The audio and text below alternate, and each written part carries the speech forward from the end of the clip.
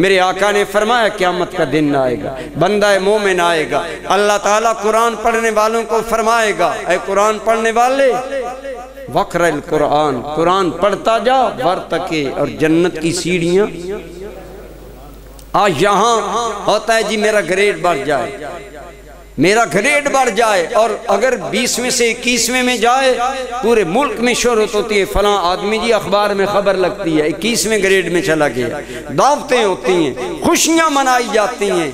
یہاں کے گریڈ بڑھیں تو خوشیاں مناتے ہیں، وہاں گریڈ بڑھیں گے تو قرآن کی بنیاد، جس کا جتنا زیادہ قرآن سے تعلق ہوگا۔ حدیث پاک پوری سن لیں، ارشاد ہوتا ہے اقرأ القرآن ورتلہ کما کنت ترتلہ فی الدنیا، میرے بندے قرآن پڑھتا جا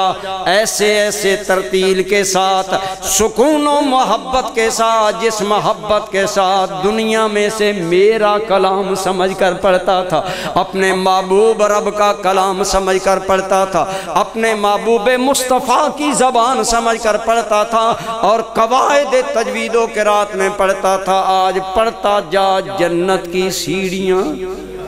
فَإِنَّ آخِرَ مَنْزِلَتِكَ عِنْدَ آخِرِ آیَةٍ تَقْرَأُهَا أَوْ تَتْلُوهَا أَوْ كَمَا قَالَ علیہ السلام، فرمایا قرآن پڑھتا جا جنت کی سیڑھیاں چڑھتا جا، تیرا آخری مقام وہ ہے جہاں تیری تلاوت ختم ہوگی۔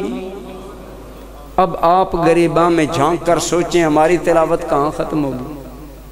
کتنا ہمیں قرآن آتا ہے، کتنا قرآن سے شغف ہے، تو درجات کی بلندی کا آخرت میں ایک ذریعہ تلاوت کلام اللہ ہے۔ اس لیے ہمیں چاہیے، رسول اللہ کی بعثت کا پہلا مقصد تلاوت کلام اللہ تھا، اس میں ہمیں شغف پیدا کرنا چاہیے، محبت پیدا کرنی چاہیے۔ جو آدمی قرآن پڑھتا ہوگا زندگی میں اور قرآن سے محبت کر کے مرے گا، حدیث پاک میں آتا ہے جب اسے قبر میں رکھا جاتا ہے نا، اللہ کریم قبر کو کہتے ہیں یا اردو لا تأکلی جسدا، اے زمین اس کے بدن کو نہیں کھانا۔ تو حدیث پاک میں آتا ہے زمین عرض کرتی ہے وَكَيْفَ آكُلُ